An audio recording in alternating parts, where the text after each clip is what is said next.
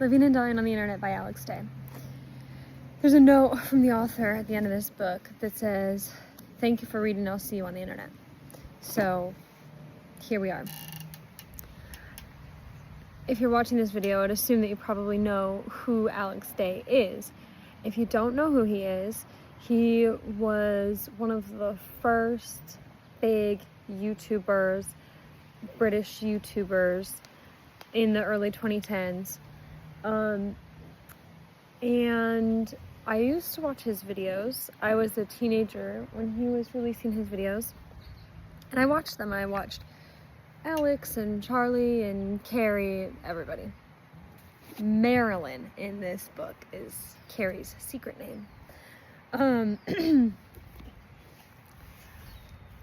He was really funny and quirky, but enjoyable to watch. He was really entertaining to watch. And then there were some allegations made, and it was basically off with his head from there. And this was like, I guess, before the Me Too movement, but the beginning of getting internet canceled, I would say. He wasn't the first person for it to happen to, as he documents in the book, but it was all around the same time. So I really enjoyed this book. And I don't know how people are going to respond to this video, because I don't know if people will care. This book is actually 7 years old, and I didn't know that he wrote a book until recently. And if I had known 7 years ago that he wrote the book, I would have bought it immediately. But I just found out, and I just read it. So it's a great book. I think that the internet, and especially YouTube, as he would say, has been missing a little bit of Alex Day. I'm missing a lot of Alex Day since he's been gone. He's a very unique character and just a lot of fun to watch. And also has interesting things to say. And so in this book, actually, what I liked hearing his voice again. It feels like, I can almost, there's not a audio version of this book that he reads, but I'm familiar enough with his voice from watching his YouTube videos that I can hear his voice in my head when I'm reading it. And just his sense of humor and everything like that. It was nice to see that again. The first part of this book, so it's called Living and Dying on the Internet. So the living part, let's talk about that first.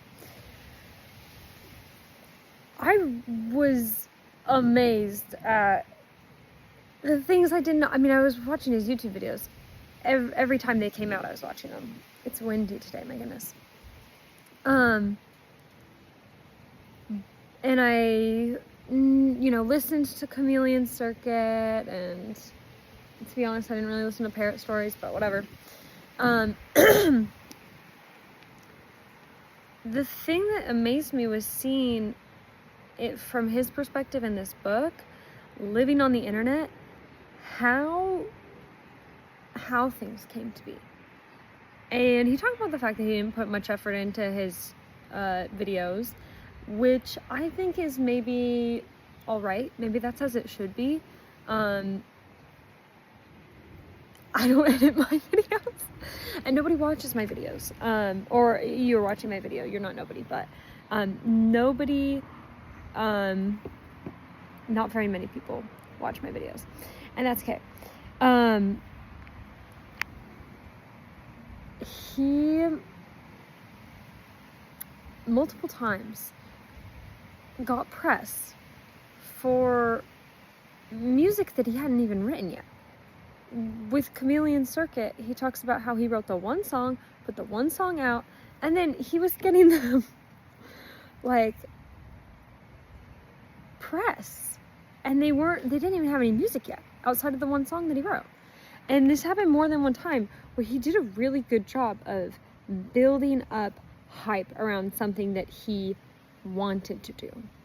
And I thought that that was really interesting, very innovative. I don't feel like I personally know anybody who moves through the world like that, and I wish I did. I wish that more people had that inclination to have an idea and want what they're doing to be a success, and be ready to have enough enthusiasm that they can promote enthusiasm in others before they've even accomplished what it is that people are supposed to be excited about yet. And hearing all about the way that the internet has changed over time was interesting too, because I remember when YouTube used to be different, and now it feels like it still does have good things. I mean, there's content creators who are so interesting, but also there's more of a soul-sucking element to YouTube and all social media, where it's clearly designed to draw you in and never release you.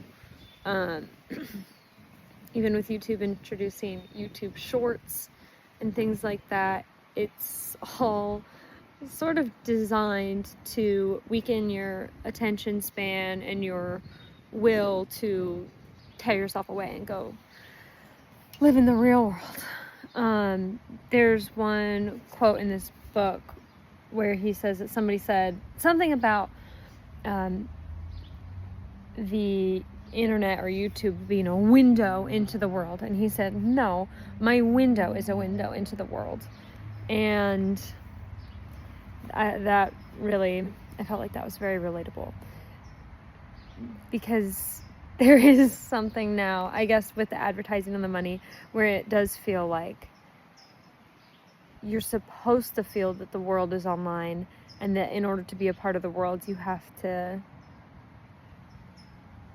be sucked in, but usually more as a viewer than as a participant, which I think is where it gets into a bit of a negative space, because I think more people watch YouTube than make content for YouTube. And he talked about the fact that when YouTube was first created, their slogan was broadcast yourself, and it seems now that that's not exactly what's happening. Now people either don't broadcast themselves and they're just watching, or if they do, it's very cultivated, edited, and it wasn't that way in the beginning. In the beginning, it was the wild, wild west, and people were just doing whatever, and things were happening, and it was sort of taking the whole world by storm, and everybody was shocked by it. And Alex, along with a lot of other people in the UK specifically, I'm just talking about the UK YouTubers now, they sort of all got swept up in this, and the Vlogbrothers too, although they're in the US, but it became this community, and I feel like for a long time he was riding high on that and was having a lot of success and making a decent money and all these kinds of things. And through that time, he's very open about the fact that he was making mistakes along the way, particularly in his personal life, and being unfaithful to girls he was dating, and specifically Carrie / Marilyn. Who didn't love Carrie Hope Fletcher? I think everybody did. And she was so sweet and had just, the curliest hair, and she was just such a little cutie pie. And I've watched some of her videos since this time period, and in one video she talks about this without saying exactly what happened, but she talks about the fact that for her, she said it sort of splits her timeline, this horrible event happening to her, into a before and after, and she can see in her videos her before this happened to her, where she's very vulnerable but in a innocent, wholesome way, and then after this happened to her, there's something lost and that she can't get back, an innocence lost, I guess. And I see that too. I can understand what she's talking about. Oh my goodness, I can understand what she's talking about. It's in her countenance, you know, that she got hurt by Alex Day. He cheated on her a lot, and she found out about that quite publicly.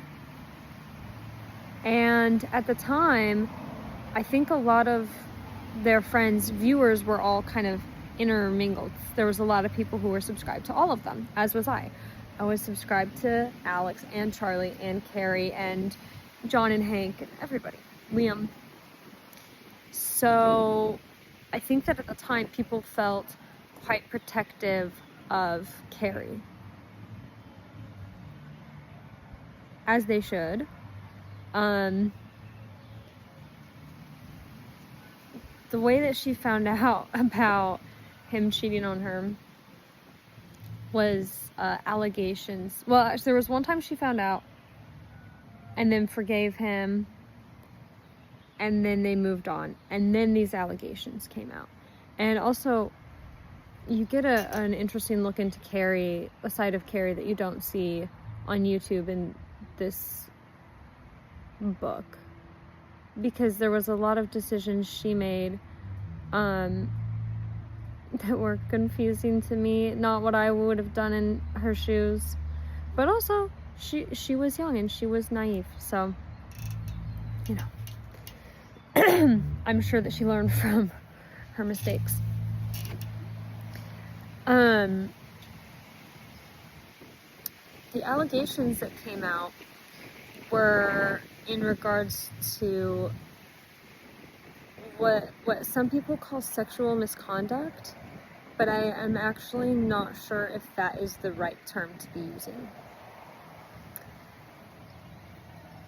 The highest offenses were, one, that there was a girl who he tried to kiss, and she said, no, I don't want to kiss, because she had just recently gotten out of a relationship and she wasn't ready. And he thought to himself, okay, maybe after we like hang out a little bit more today, and maybe she'll get comfortable, and then maybe she'll be ready. And then he tried to kiss her again. Okay, so that's an offense. He tried to kiss a girl after she had said, no, I don't want to kiss. Not cool. Another offense was that there were girls who had slept with him who said that they felt like they basically regretted sleeping with him, and they didn't feel comfortable with it at the time, but they also didn't feel comfortable telling him that they didn't want to sleep with him, because they were worried about maybe getting cut off, like cut out of his life, and that he wouldn't want to be friends anymore and things like that. So they did choose to go ahead and do it, but they didn't like it, without him being aware of this. So those were the offenses committed on his side. Also, he played a card game one time with an underage girl. He played a card game, which was filmed, and it was on YouTube. And for that, everybody picked up their torch and pitchforks and went after him. All of his friends dropped him as an act of self-preservation. And at the time, I knew that he got canceled, and I felt bad for him at the time, actually, because I felt like what he did was not cool, but also not so severe that he even, in my opinion, I don't even think he needed to be off YouTube.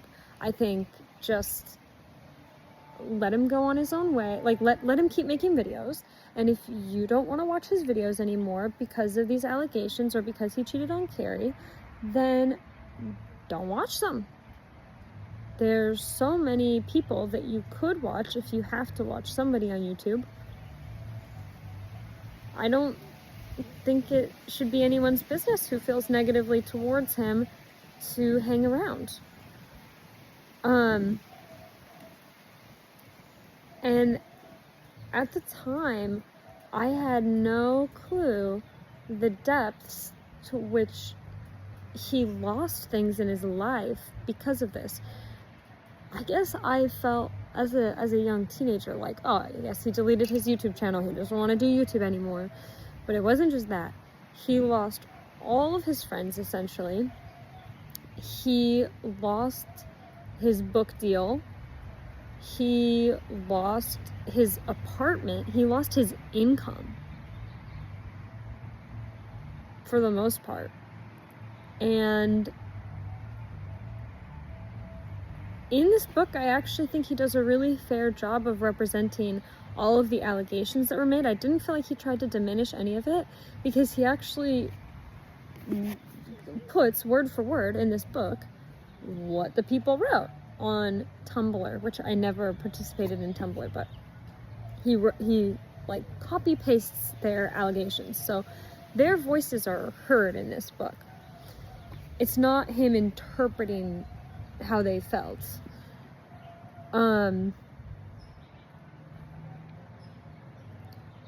It's ridiculous.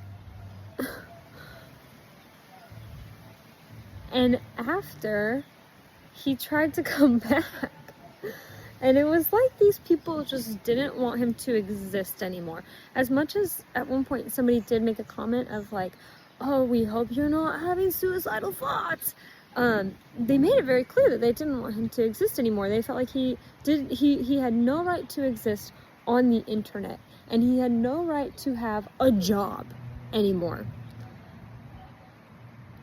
So I don't know what these people did want him to do.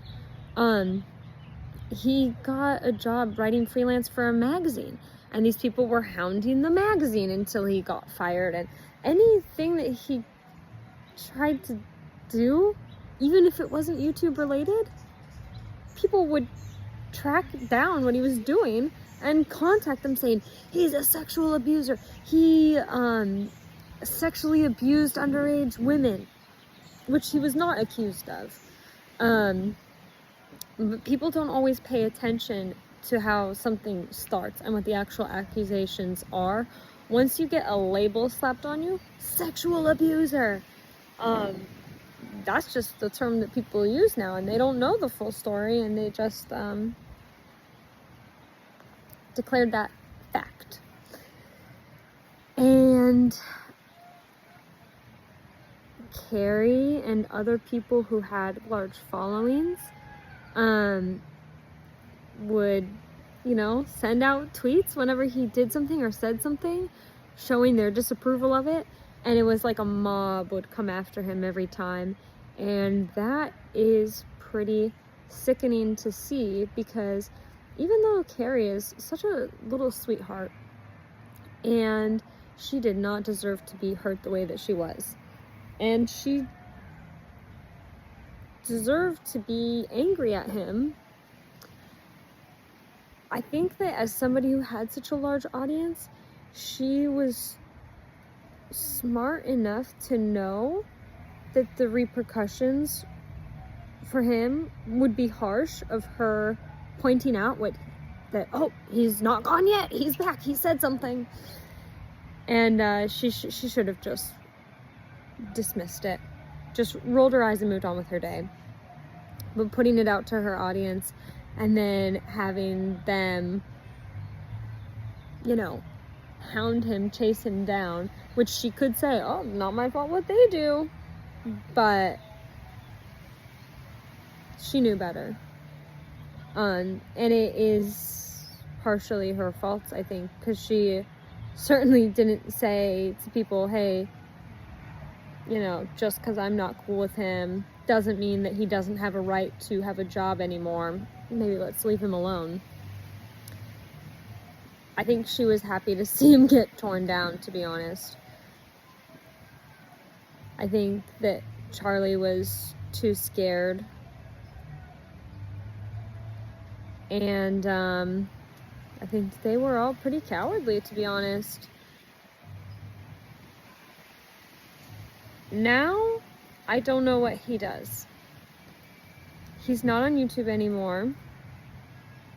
Some people have reposted his videos. He did Alex Reed's Twilight. And you can find a clip that's like little bits and pieces of that. I wish that he would re-release that full thing. It was so entertaining. And I feel like he was reading Twilight, but what he should have been trying to do at that time is find a way to become Edward Cullen himself so that he could read people's minds, and then he wouldn't have found himself in this situation, because the issues that a lot of girls were having with him essentially was that he didn't read their minds. And even though they chose to go along with things, they felt like he was in the wrong because they regretted it. And there was a big talk about the power imbalance, because he was a famous person, although he didn't feel that way, and they were his fans, even though he viewed them as friends. But also, I don't know, maybe I'm just too old, because that excuse doesn't really work on me. I think maybe if you're younger, maybe you're a teenager or you're in your early 20s, maybe you're just too inexperienced to stand up for yourself. But to me, I feel like I don't care if you're a fan or not. Even if there's a power imbalance or not. When it comes to flirting, having a relationship, having a sexual relationship, if you are participating in that relationship, you are participating at will. And if it's not at will, then I think it's your obligation to make that loud and clear. And if you choose to go along with something despite your better judgment,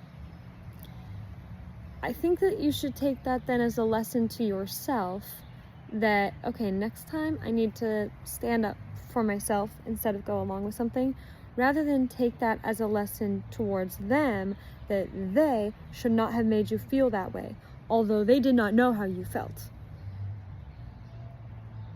That's my opinion. So I think the only case in which he did something wrong was when he kissed a girl he tried to kiss a girl who had said, hey, I don't want to kiss. And, you know, not cool.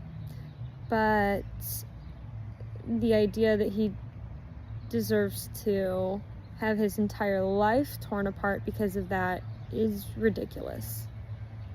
It's ridiculous that it happened.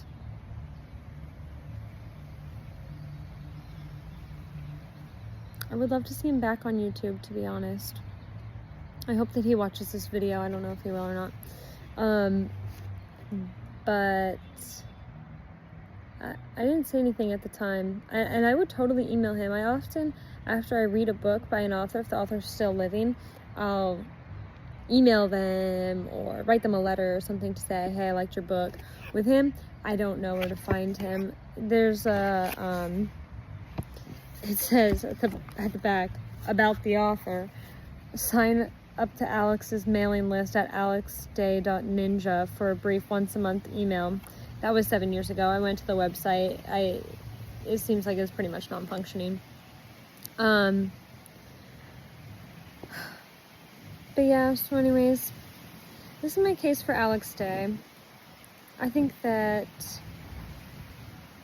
people were too harsh, and I think that although he made some mistakes,